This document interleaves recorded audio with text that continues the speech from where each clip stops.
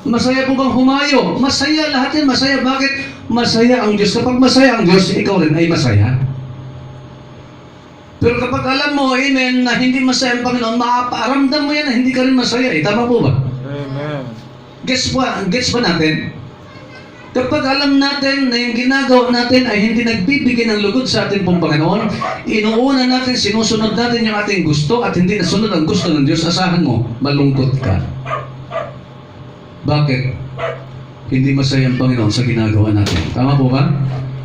Pero kapag masaya ang Diyos, nagawa mo ang kalooban ng ating pong Panginoon.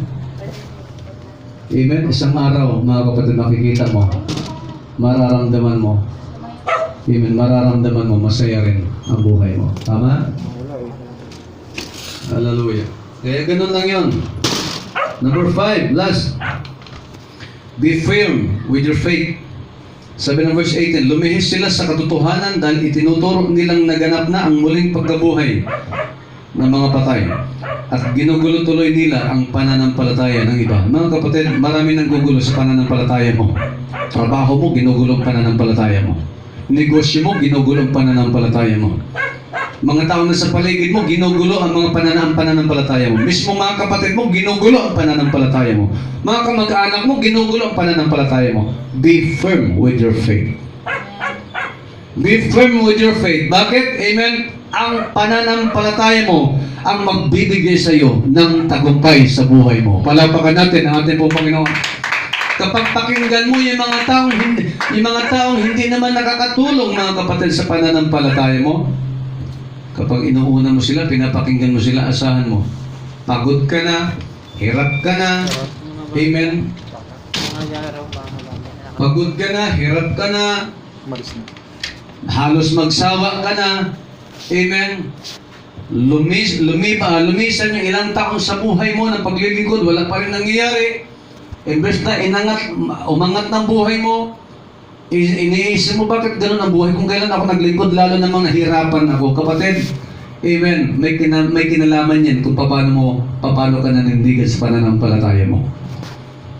Tama po ba? Paano ka maninindigan sa pananampalataya mo?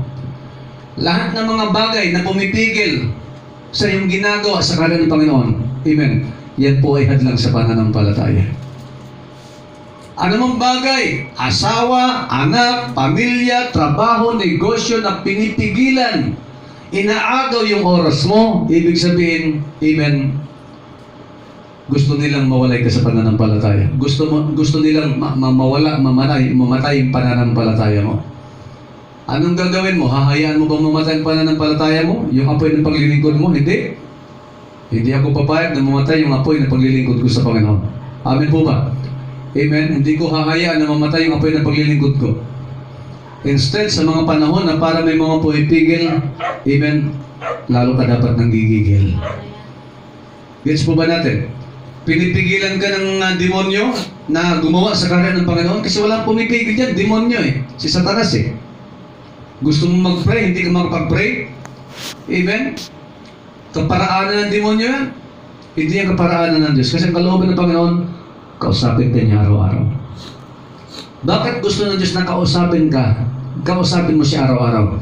Kasi gusto ng Diyos na maramdaman ang puso mo paano ka magpakumbaba sa kanyang harapan. Amen? Amen po ba? Hindi yung kung kailan bigat na